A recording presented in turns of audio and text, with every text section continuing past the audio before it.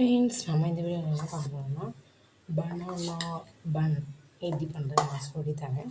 நான் ஆல்ரெடி மாவு வந்துட்டு ரெடி பண்ணிட்டேன். பனானா அண்டு சுகர், என்ன சுகராக இருந்தாலும் ஆட் பண்ணிக்கோங்க. நாட்டு சக்கரை, ஒயிட் சுகர் எது வேணால் ஆட் பண்ணிக்கலாம். வெல்லம் அந்த மாதிரி எது வேணால் ஆட் பண்ணிக்கோங்க.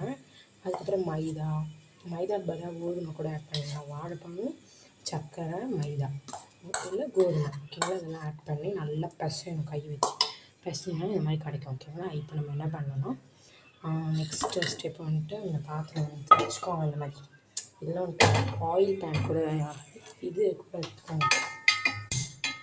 சட்டி கூட எடுத்து அதில் ஆயில் ஃபுல்லாக ஊற்றிட்டு அதில் பொரிக்கலாம். இதில் கூட பொரிச்சிக்கலாம், நம்ம இஷ்டம், ஓகேங்களா? நம்ம தேவையான அளவுக்கு ஆயில் ஊற்றிட்டு வரலாம். இப்போ ஆயில் மட்டும் ஊற்றிக்கணும் தேவையான அளவுக்கு. நிறையவே ஊற்றணும். இந்த மாதிரி இதெல்லாம் ஊற்றணும். வர மாட்டேங்குது.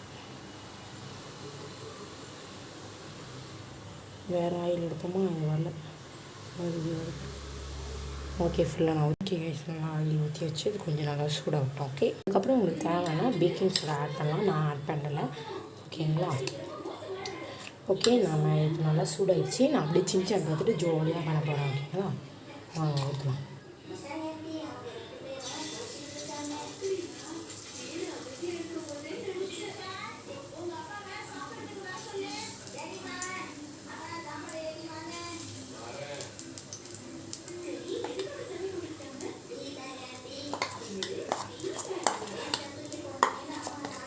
ஓகே,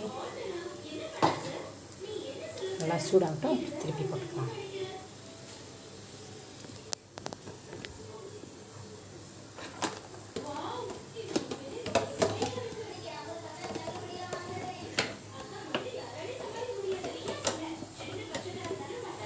ஓகே, இப்போ நம்ம வந்துட்டு திருப்பி போடலாம். நல்லா வந்துட்டு ரோஸ்ட் ஆகிடுச்சு.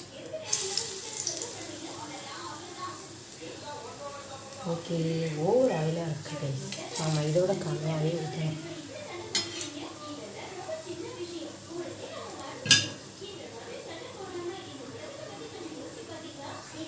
ஓகே, இப்போ ரெடி ஆகிடுச்சு. ஓகேங்களா? வெயிட் பண்ணுங்கள். நல்லா ஆயில் பண்ணுறாங்க. ஐயோ, ரொம்ப சூடாக இருக்குதாங்க.